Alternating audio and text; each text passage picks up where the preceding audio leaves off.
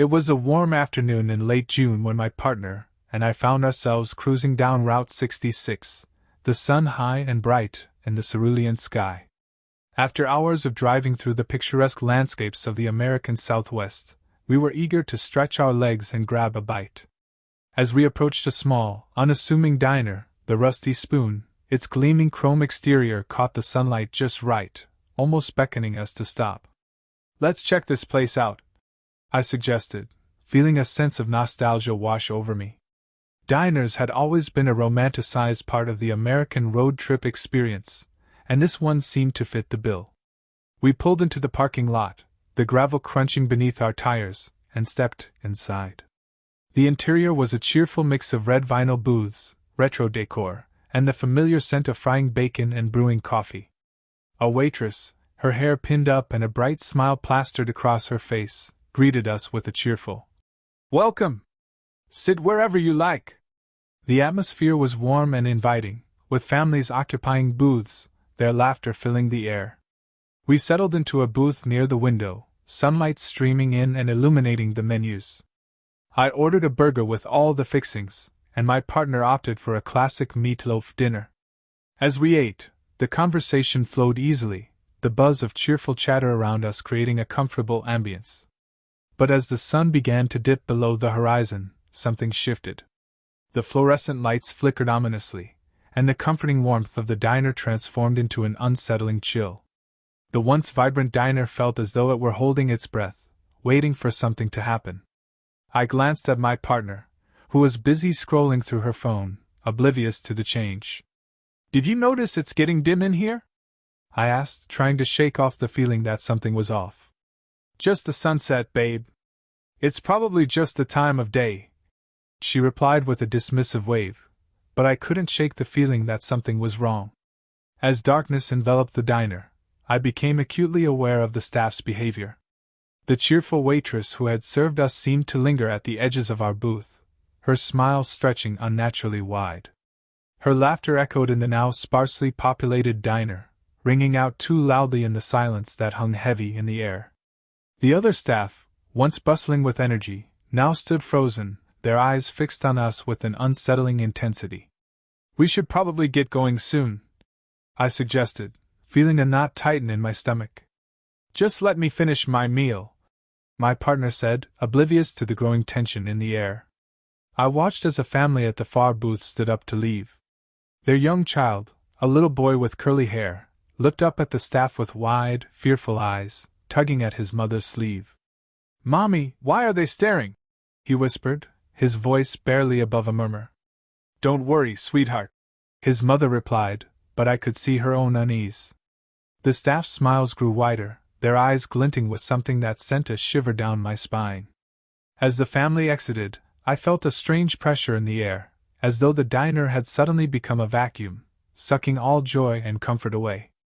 I looked to the exit, and for the first time, I noticed the heavy metal door that led outside. It was a dull, metallic gray, and it loomed ominously, as if it were mocking our desire to escape. "I'll go pay the bill," I said, the words tumbling out in a rush. I got up from the booth, feeling a strange pull towards the register as I tried to shake off the creeping dread. The cheerful waitress stood behind the counter, her smile still fixed in place but somehow darker now, almost predatory. "How was everything?" she asked, her voice dripping with sweetness that felt more like honey laced with poison. "It was good," I replied, forcing a smile despite the unease knotting my stomach. "Can I get the check?" "Of course," she chirped, her eyes sparkling unnaturally as she punched the numbers into the register. As she did, I felt the weight of countless eyes upon me. I turned slightly, catching the gaze of a cook in the back. He was a burly man with tattoos crawling up his arms, his face obscured by a greasy cap. But it was his eyes that chilled me, dark and hollow, like he was staring right through me. Just then, a loud clatter echoed from the kitchen. I spun around to see a pot had fallen to the floor, the sound reverberating through the diner. "Oh, don't mind that," the waitress said with an unsettling chuckle. "Just a little kitchen accident." But her eyes danced with an excitement that didn't match her words. My heart raced. I quickly paid the bill, trying to shake off the feeling of being watched. As I turned back to my partner, I found her staring at the window, her expression frozen in horror. "Are you okay?" I asked, rushing back to her side. "Derek," she whispered, pointing outside. I followed her gaze, and my stomach dropped. The parking lot was empty. The bright, sunny day we had driven into was now shrouded in darkness, and an oppressive silence hung heavy outside. The shadows seemed to stretch unnaturally, and I could swear I saw figures moving just out of sight, lurking beyond the edges of the diner's glow. "Let's get out of here," I said urgently, grabbing her hand. But when I reached for the door, my heart sank. It was locked. I tugged on the handle, panic setting in as I realized the door wouldn't budge. "Derek, what's happening?" she cried, her voice rising in pitch. "Maybe it's just stuck," I suggested weakly, but deep down, I knew this was no accident. The cheerful atmosphere had morphed into a nightmare, and the staff was no longer friendly. Their laughter echoed off the walls, sharp and jarring, filled with a malevolent glee. As we turned to face the rest of the diner, we saw the waitstaff had gathered, their smiles now a twisted mockery of joy. They stood in a semicircle, blocking our path to the back door. The cheerful waitress stepped forward, her hands clasped together as if she were about to announce something wonderful. "Looks like you're going to be our special guests for a while," she chirped, but there was an edge to her voice, a glimmer of something sinister behind her bright smile. "Let us out!" I shouted, desperation lacing my voice as I tugged at the door again, only to find it still unyielding. Now, there's no need to rush," the waitress said, her demeanor shifting. "You'll love it here once you get to know us. We've got plenty of time to get acquainted." I glanced around, the diner now feeling like a cage, the walls pressing in. The other staff members moved closer, their smiles widening as if relishing our fear. A flicker of recognition hit me. They were no longer just employees. They were predators. "Is this some kind of joke?" I asked, trying to buy time. "Where's the manager?" "Manager?" The waitress laughed, a sound that sent chills racing down my spine. "Oh, you won't find him around here. We're all family now. And you two are part of the family." My heart pounded in my chest. "Please, just let us go." But my pleas only seemed to amuse them. The cook stepped forward, his hands resting on the countertop, his expression darkening. "You don't understand, do you? You're not leaving. Not ever." With that, the diner's lights flickered again, plunging us into an even deeper darkness. I felt my pulse quicken, the walls closing in as I turned to my partner, whose eyes were wide with terror. "Stay close," I whispered, feeling a wave of panic wash over me. The whispers began to fill the room, low and guttural, swirling around us. I could barely make out the words, but they were unmistakably threatening, the voices taunting us from the shadows. "Join us," they echoed, chilling my bones. We darted toward the back of the diner, our hearts racing. "We need to find another way out," I urged. The back door loomed ahead, but as we approached it, a cold gust of wind swept through the room, chilling us to the bone. The door was locked, just like the front. "Derek!" my partner cried, glancing back at the staff who were now closing in, their expressions twisted into something dark and predatory. "Over here!" I shouted, pulling her toward the kitchen entrance, a small door we hadn't noticed before. It swung open with a squeak, and we rushed inside, the oppressive atmosphere of the diner fading slightly as we entered the cramped kitchen. The chaos inside was palpable, pots and pans clattered, and the scent of burnt grease filled the air. I quickly scanned the room, searching for a way out, when my eyes landed on a small window high above the counter. "There!" I pointed, my heart racing. "If we can climb up, we might be able to get out."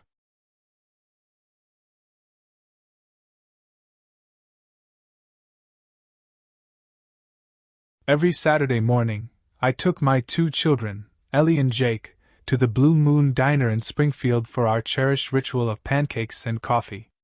The diner was a local staple, known for its retro charm, with checkered floors and bright neon lights that glowed even in the daylight. The staff was friendly, greeting us with warm smiles as we settled into our usual booth, the one by the window overlooking the small parking lot. "Can I have extra syrup, Daddy?" Ellie asked, her big brown eyes sparkling with anticipation. "Of course, sweetheart," I replied, ruffling her hair. Jake, my 10-year-old, was already glued to the small arcade in the corner, focused on a racing game. As I placed our order at the counter, I glanced over at the arcade area. Ellie was giggling, surrounded by a few other kids, her laughter ringing like music. It warmed my heart to see her so happy. The diner felt like a haven, a place where time stood still, filled with the scent of freshly brewed coffee and sizzling bacon. But that Saturday morning felt different. There was a weight in the air, a slight unease that I couldn't quite shake off. I dismissed it, attributing it to the impending winter storm outside, the clouds heavy with an unspoken threat. "Your pancakes will be right out," the waitress chirped as she handed me my coffee. I turned back to see Ellie, her back to me, absorbed in the flashing lights of the arcade. A few moments later, I took a sip of my coffee, feeling the warmth spread through me. That's when I realized Ellie was no longer at the arcade. "Ellie?" I called out, my voice suddenly too loud in the busy diner. No answer. I pushed my chair back, panic rising in my chest. I scanned the room, families chatting, couples enjoying their meals, but Ellie was nowhere in sight. "Ellie!" I shouted, my heart racing as I stepped toward the arcade. The laughter faded, and my stomach dropped. The other kids were still playing, but Ellie was missing. "Did anyone see my daughter?" I asked, my voice tinged with desperation. The diner's patrons looked up momentarily, their eyes flickering with mild concern before they returned to their meals. A knot twisted in my stomach as I approached the staff, who were moving about with their usual cheerfulness. "Excuse me, has anyone seen a little girl, about 7 years old? She was just here." The waitress smiled, her eyes narrowing slightly, but there was something off about it, a practiced smile, devoid of warmth. "I'm sure she's just playing, sir. Kids wander off all the time." I nodded, trying to hold on to hope, but dread gnawed at me. I retraced my steps to the arcade, calling Ellie's name over and over, but the sound felt hollow in the air. My heartbeat thudded in my ears as I made my way to the back of the diner, where the kitchen hummed with activity. The waitstaff bustled about, their voices mingling with the clattering of dishes, but there was an undercurrent of tension in the air. I heard snippets of conversation that sent chills down my spine. "Did you hear about the last one?" a waitress whispered, glancing over her shoulder. "Yeah, they're saying it's happening again," another replied, her voice barely above a whisper. My heart raced. I leaned closer, straining to catch every word. "The kids, they never come back," the first waitress said, her voice low and eerie. Panic coursed through me. I took a step back, feeling the world around me begin to blur. "What do you mean, the kids?" I asked, my voice shaky. The staff turned to me, their smiles faltering. "Just a rumor, sir," the second waitress said, shrugging it off too easily. "You know how people talk." But I could see it in their eyes, something was wrong. I turned and hurried to the front of the diner, my mind racing with thoughts of Ellie. "Ellie!" I yelled, desperation clawing at my throat. The room felt smaller, closing in on me. I pushed through the crowd, panic now taking over completely. I made my way to the restroom, hoping she might have wandered there. As I approached, a chilling thought crossed my mind: what if the rumors were true? The Blue Moon Diner had a dark history, a series of disappearances over the years, children who vanished without a trace. I had brushed it off as urban legend, but now, with every moment that passed, I felt the grip of fear tightening around me. I burst into the restroom, my heart pounding against my ribcage, only to find it empty. I turned back, desperate to find someone who would listen. "Where is she?" I muttered to myself, frustration boiling over. As I stepped back into the main area, I noticed a door at the far end of the diner, one I had never seen before. It was slightly ajar, shadows flickering just beyond the threshold. My instincts screamed at me to stay away, but the fear of losing my daughter pushed me forward. I moved toward the door, my breath quickening as I reached for the handle. I hesitated for a moment, the hairs on the back of my neck standing up. Then, summoning every ounce of courage, I pulled the door open. The room beyond was dimly lit, a stark contrast to the vibrant diner. It smelled musty, the air thick with something stale and forgotten. I stepped inside, my heart racing as I called out, "Ellie!" Silence. The room was cluttered with old furniture, boxes stacked haphazardly, and what appeared to be remnants of a long-abandoned storage space. I scanned the shadows, my pulse quickening as I noticed a flickering light coming from a small window at the far end. I moved closer, drawn in by an inexplicable force. As I approached, I saw movement outside, a figure darting past the window. My heart skipped a beat. "Ellie!" I shouted again, my voice echoing in the empty room. I felt a shiver crawl up my spine. I turned, ready to bolt back to the diner, when I noticed something on the wall, a series of photographs, all of children. My stomach dropped as I recognized one of the faces. It was a boy from Jake's school, missing for months. "No! No!" I whispered, feeling the world tilt beneath me. Each photograph was labeled with a date, dates that matched the timeline of the disappearances. I stumbled back, my heart racing, and in that moment, I knew this diner was not just a place for pancakes and coffee. It was a trap, a place where innocence was snuffed out, one child at a time. I could hear the voices of the staff outside, their laughter now sounding grotesque in the context of what I had discovered. I turned to leave, but the door swung shut, slamming behind me with a loud bang. My breath quickened, panic surging as I felt the walls close in. I pounded on the door, shouting for help, but the laughter continued unabated. I was alone, trapped in a dark room filled with the echoes of lost children. Suddenly, I heard a noise soft, like a whisper. "Daddy?" My heart stopped. "Ellie!" I shouted, spinning around in a frenzy. "Help me!" Her voice was faint, a distant cry that seemed to come from beyond the shadows. "Where are you?" I called out, feeling a surge of hope mixed with dread. "Here," she whispered again, and I followed the sound, heart pounding. I moved deeper into the room, the whispers growing louder, echoing around me like a chorus of lost souls. The walls felt like they were closing in, the air thick and suffocating.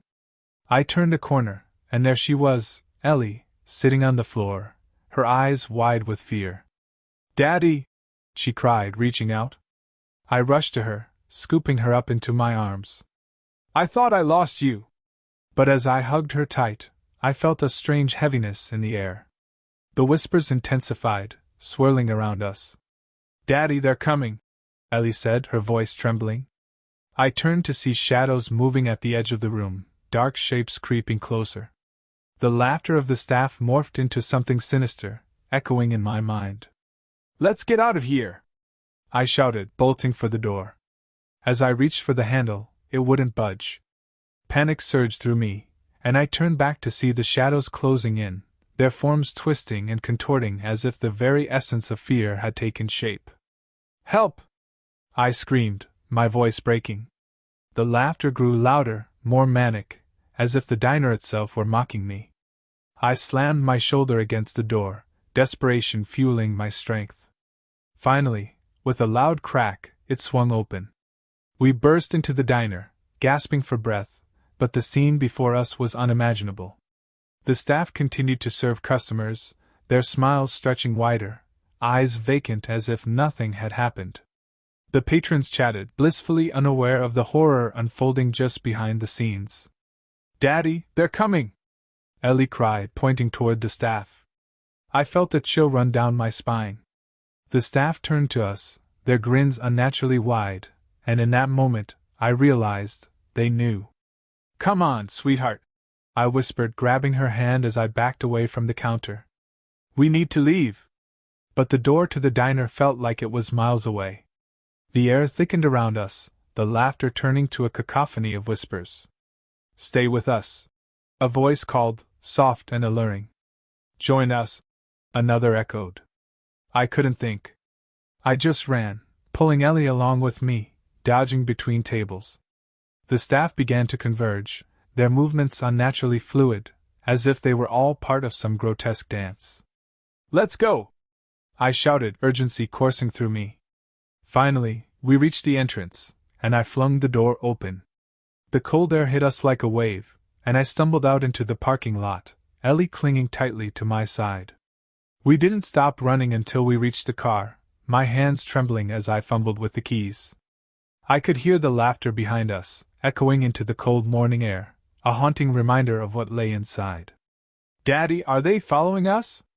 Ellie asked, her voice small and terrified. I glanced back at the diner, its bright lights now seeming ominous against the darkening sky. "No, sweetheart, they can't hurt us anymore." As I started the car, a wave of relief washed over me. We sped away, leaving the Blue Moon Diner behind, but the image of those twisted smiles would haunt me forever. The road stretched out before us, but as I drove, I couldn't shake the feeling that something was watching us. I glanced in the rearview mirror, half expecting to see a shadow lurking in the distance. But there was nothing, just the diner, now a dark silhouette against the stormy sky. "Daddy, what happened in there?" Ellie asked, her voice trembling. "It's okay, Ellie. We're safe now," I said, forcing a smile that felt like a lie. But deep down, I knew it wasn't over. The Blue Moon Diner wasn't just a place, it was a part of a larger nightmare. And as we drove into the darkening night, I felt a chill in my bones, the dread settling in my stomach. We had escaped, but the horror of the diner lingered, an unshakable truth that children can vanish in plain sight, hidden behind the warmth of a smile. As we left Springfield behind, I couldn't shake the feeling that we would never be the same again.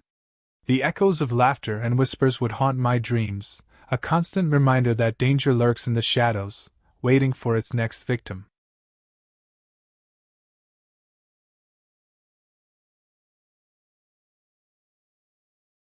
I'll never forget my stop at the Midnight Grill in Cedar Rapids after a long day of driving. The neon sign buzzed ominously in the twilight, flickering like a heartbeat as I pulled into the dimly lit parking lot. The diner looked like something straight out of a horror film, its paint peeling and the windows streaked with grime. It was bustling with locals during the day, but as night fell, the atmosphere changed dramatically. The once inviting glow of the neon sign morphed into a beacon of unease, casting elongated shadows that seemed to dance along the pavement. I stepped inside, the door creaking like a ghostly whisper. A musty scent wafted through the air, a strange concoction of frying grease and something else, something metallic. The diner was relatively empty, with just a few booths occupied by solitary figures, their faces obscured by the low light. I chose a seat at the counter, tired and hungry, hoping to replenish my energy with something hearty. A waitress approached, her uniform crisp yet slightly stained, a name tag reading, "Maggie," pinned to her chest. Her smile was wide, but there was something unsettling about the way her eyes glinted, too bright, too eager. "You're in luck," she said, leaning closer, her voice a conspiratorial whisper. "Tonight's special is our famous midnight burger. It's to die for." I forced a chuckle, not wanting to appear rude, but a shiver ran down my spine. As I waited for my meal, I took in my surroundings. The diner's walls were adorned with vintage memorabilia, old photographs of smiling families, newspaper clippings that hinted at past glories, and faded postcards. Yet, the longer I sat there, the more those smiles seemed to twist into grimaces. When Maggie returned, she placed the burger in front of me, and I couldn't deny it looked tempting, a thick patty, melted cheese oozing over the sides, and a stack of crisp lettuce and ripe tomatoes. I took my first bite, the flavors bursting in my mouth.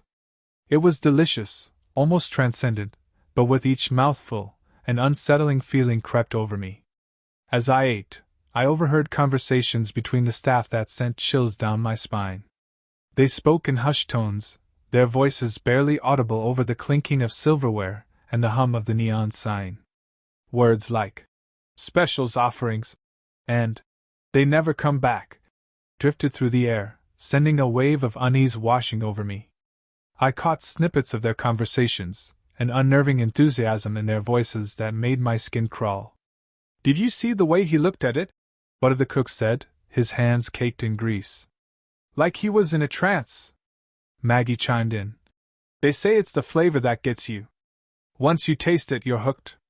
With each bite of the burger, a sense of dread grew within me, the deliciousness contrasting starkly with the sinister undertones of their conversation. The diner had a reputation for patrons who indulged in the late-night offerings, never returning. I recalled hearing stories about missing persons, tales that had circulated in hushed whispers, but I had never expected to be sitting in the very place that had become a backdrop for such horror. The more I ate, the heavier my limbs felt, as if the burger itself was pulling me down into some unseen abyss. I glanced around, the diners in their booths appearing more like mannequins than people. Their eyes were fixed on their plates, and their mouths moved in synchronized chewing, as if in a grotesque ritual. The silence enveloped me, thickening the air and making it hard to breathe. When I decided it was time to leave, I pushed my plate away, the remnants of the burger now resembling something far more sinister. An eerie silence enveloped the diner, the hushed conversations abruptly ceasing as the staff turned to look at me. Their eyes turned cold, and I felt a chill creep up my spine. Maggie, I think I began, but the words caught in my throat. The smiles that had welcomed me now seemed predatory, sharp teeth hidden beneath the facade of service. The door creaked as I attempted to rise from my seat, but it felt like moving through molasses, each motion heavy with a foreboding presence. Are you sure you're ready to go? Maggie's voice was syrupy sweet, but the underlying tones sent another wave of dread through me. Yeah, I just need to. Leave? She interrupted, her smile unwavering but her eyes narrowing. You can't just leave after tasting our special. It doesn't work that way. Panic began to rise within me, the unsettling atmosphere tightening around me like a noose. I looked around the diner, searching for an escape, but the exits felt miles away. The diners, once inconspicuous, were now all watching me with hollow eyes, their expressions frozen in place, reflecting a kind of sinister hunger. As I stood there, a realization washed over me: the food was not the only thing served on the menu. I felt like a moth drawn to a flame, but this was no ordinary diner. I was trapped in a place where the normal rules of hospitality and safety had been turned upside down. The walls felt like they were closing in, and the buzzing of the neon sign outside faded into a deafening silence. I took a cautious step back, instinct kicking in. I really have to go, I said, forcing my voice to sound firm, though it quivered with uncertainty. The staff's faces hardened, and Maggie's smile vanished, replaced by a grimace that sent a jolt of fear through me.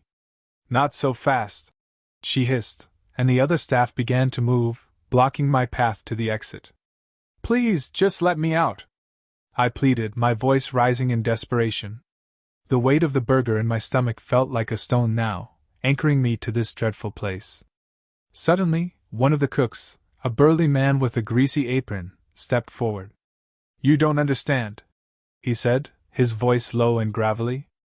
Once you eat the midnight burger, it's a part of you. You can't just leave. We're family here. The word family echoed in my mind, twisted and wrong.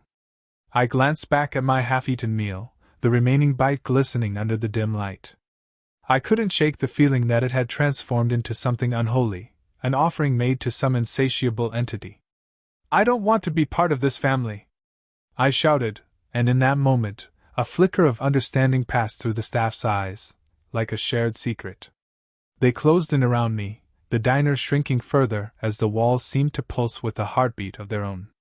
The door, which had once seemed like a lifeline, now loomed like an impenetrable barrier.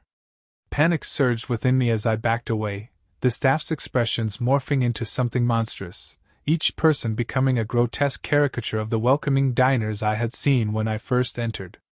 You shouldn't have come here, Maggie said, her voice now dripping with malice. You had a choice, but you chose to indulge. Now you belong to us. I turned on my heel, sprinting toward the kitchen entrance at the back of the diner, hoping for a way out.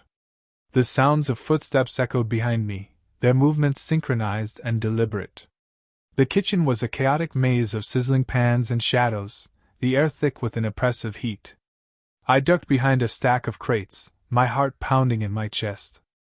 From my hiding spot, I could see them moving through the kitchen, their eyes scanning for me, expressions twisted with an unsettling mixture of excitement and anger. They were hunting me now, and I realized that their enthusiasm was not for the food but for the thrill of the chase. I had to get out. Gathering my courage, I made a dash for a side door leading to a narrow alleyway. As I pushed through, the cool night air hit my face, a stark contrast to the stifling atmosphere inside. But the freedom was short-lived. A blaring horn and the sound of tires screeching to a halt echoed from the street beyond. My heart sank. My car was parked just a few feet away, but I was trapped in the clutches of this nightmare. The staff poured out of the diner, their laughter echoing down the alley. "You can't escape," one of them called, his voice dripping with glee. I sprinted toward my car, fumbling for my keys, adrenaline fueling my movements. Just as I reached the door, I turned back to see them closing in, their figures backlit by the harsh glow of the diner's neon sign. It was like something out of a nightmare, the way they moved together, a relentless pack. I yanked open the door and flung myself inside, heart racing as I scrambled to start the engine. The car roared to life, and I slammed it into gear, the tires squealing as I sped away from the diner, the oppressive atmosphere finally lifting. But as I drove into the night, I couldn't shake the feeling that I had escaped one horror only to be haunted by another. The taste of the midnight burger lingered on my tongue, an unsettling reminder of what I had experienced. I glanced in the rearview mirror, half expecting to see the diner fading into the darkness, but instead I saw the staff standing outside, their faces illuminated by the neon light, watching me with their unsettling, predatory smiles.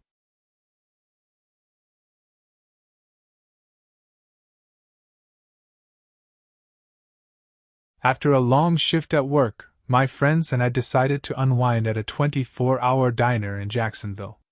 We were eager to escape the day's stresses, craving the comfort of greasy burgers and thick milkshakes. The diner's neon sign flickered invitingly, a beacon in the night, and the scent of fries and grilled meat wafted through the air as we stepped inside.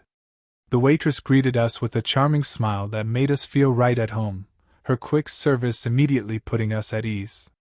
The diner buzzed with activity, a mixture of late-night regulars and weary travelers. We settled into a booth, sharing laughs and stories, the warmth of camaraderie wrapping around us like a cozy blanket. The jukebox in the corner played classic hits, filling the air with nostalgia, and for a while, everything felt perfect. But as midnight approached, an unsettling shift began. The lights overhead flickered ominously, casting erratic shadows that danced across the walls. I brushed it off as a minor glitch, but the cheerful atmosphere morphed into something more sinister. The hum of conversation faded, and the diner that had felt like a safe haven now felt strangely hollow. The clinking of silverware echoed eerily in the suddenly empty space. That's when I noticed the waitress. Her smile had widened unnaturally, almost grotesquely, her laughter echoing in a way that sent chills down my spine. I exchanged glances with my friends, sensing the shift in energy, the unsettling feeling that we were no longer welcome in this once friendly place. "Let's order," I suggested, trying to maintain a sense of normalcy. But the menu felt heavy in my hands, the items becoming less appetizing by the minute. My friend Jamie nudged me, her eyes darting to the back room, where a heavy door stood slightly ajar. "Did you see that?" she whispered, her voice barely above a breath. "What?" I replied, but my curiosity was piqued. "Something's in there," she insisted, nodding toward the door. As the diner's unsettling atmosphere continued to thicken, I felt a surge of dread. The laughter that had once been light-hearted now felt like a warning. "Let's check it out," I said, trying to sound brave, though my heart raced with uncertainty. We approached the door, the waitress's back to us as she filled another coffee cup, her movements deliberate and unnervingly slow. I pushed the door open, the creak of the hinges loud in the oppressive silence. Inside, the room was dimly lit, cluttered with strange objects that sent a wave of nausea through me. Candles flickered ominously on a small table, their wax pooling like blood. Dark symbols were scrawled on the walls, the air thick with a strange, acrid scent that made me want to gag. Jamie gasped, and I turned to see a small altar adorned with what looked like a collection of talismans and bones. "What the hell is this?" Jamie exclaimed, stepping back. Before I could respond, the waitress appeared behind us, her presence sudden and jarring. "Looking for something?" she asked, her voice dripping with sweetness that felt like poison. We spun around, our hearts pounding. "What's going on?" I demanded, trying to keep my voice steady. Her smile widened further, an unsettling glimmer in her eyes. "Just a little something to keep the diner running smoothly," she said, tilting her head in a way that felt predatory. "You wouldn't want to disrupt the balance, would you?" A chill raced through me as I recalled the flickering lights, the hollow laughter. "You mean, this isn't just a diner?" "Oh, it's much more than that," she replied, her voice smooth as silk but with an underlying threat. "This place has its own needs, and we're more than happy to oblige." Panic surged through us, and we turned to run back toward the main dining area, but the waitress moved with a speed that belied her appearance. "Where do you think you're going?" she called out, the sweetness replaced by a sinister edge. "Out! We need to get out!" I yelled, shoving my friends ahead of me. But as we reached the doorway, the atmosphere had changed completely. The once vibrant diner felt like a tomb, the walls pressing in on us, the air heavy with something dark and unnameable. The other patrons, who had been scattered throughout the diner, now sat in unison, their eyes fixed on us with an unnatural intensity. Their faces were pale and hollow, like wax figures come to life. They had all been part of this, drawn into the diner's sinister grip. The waitress stepped forward, blocking our escape. "You're not going anywhere," she said, her voice now laced with menace. "You've tasted the offerings, and now you must pay the price." "What do you want from us?" I shouted, desperation rising in my throat. "Your devotion," she replied, her smile still intact, though it no longer resembled anything human. "You'll become part of our family, whether you like it or not." I felt a wave of nausea wash over me as the weight of her words sank in. The diner, the food, everything we had laughed about was a trap, a facade hiding something far more malevolent. In a burst of adrenaline, I pushed past her, shoving the heavy door open and dragging my friends with me. We sprinted toward the exit, but the laughter of the patrons followed us like a haunting melody, growing louder with each step we took. As we neared the front door, the lights flickered violently, plunging the diner into darkness for a moment. When the lights returned, the staff stood in front of the exit, blocking our path. The cheerful ambience had disappeared entirely, replaced by a suffocating silence. "Please!" I begged, my heart racing. "Let us go!" But the waitress just smiled, a predatory gleam in her eyes. "You'll understand soon enough," she said. "In this diner, we never let anyone leave. Not once you've partaken of our offerings." With nowhere left to run, we backed away, searching for another exit, but the room felt smaller, closing in around us. The air grew thick, suffocating, as the patrons rose from their seats, their faces devoid of humanity. They moved in unison, a nightmarish swarm drawn toward us, hungry and unyielding. I could feel the walls closing in, the laughter echoing in my mind, drowning out my thoughts. I reached for my friends, but they were slipping away, lost in the throng of lost souls surrounding us. Desperation took hold as I turned back to the waitress, the embodiment of everything that had gone wrong in this diner. "What do you want?" I cried, the weight of hopelessness crashing over me. She leaned in closer, her breath hot against my skin. "To feed the hunger," she whispered, her eyes gleaming with a hunger that transcended the physical. "We'll make you part of something greater." With a final push, I broke through the barrier of bodies, racing for the back door that I had previously overlooked. I could feel the heat of their presence behind me, their laughter morphing into a cacophony of chaos. I burst through the door into the alley, gasping for air, the cool night breeze hitting my face like a slap. But as I turned back, the door slammed shut behind me, locking me out of the nightmare that had just unfolded. I stumbled into the parking lot, my heart racing, but my friends were nowhere to be seen. The diner's lights flickered one last time before plunging into darkness, leaving me standing alone in the stillness of the night. The midnight diner had devoured its latest offerings, and I was left with the haunting knowledge that I had escaped, but at what cost? The echoes of their laughter would follow me long after I drove away, a reminder of the darkness that lurked just beyond the neon glow. As I drove away from Jacksonville, the diner faded into the distance, but the weight of that night pressed heavily on my chest. I knew I would never forget the faces that had stared at me with hollow eyes, the grinning waitress who had welcomed me into a world of nightmares. And in the back of my mind, I couldn't shake the feeling that the diner was still waiting, still hungry, and that I had only scratched the surface of its true nature. A part of me wondered if I'd ever truly escaped, or if I would someday return, drawn back by the haunting allure of the midnight diner, forever marked by the night I had tasted something far more sinister than I could have ever imagined.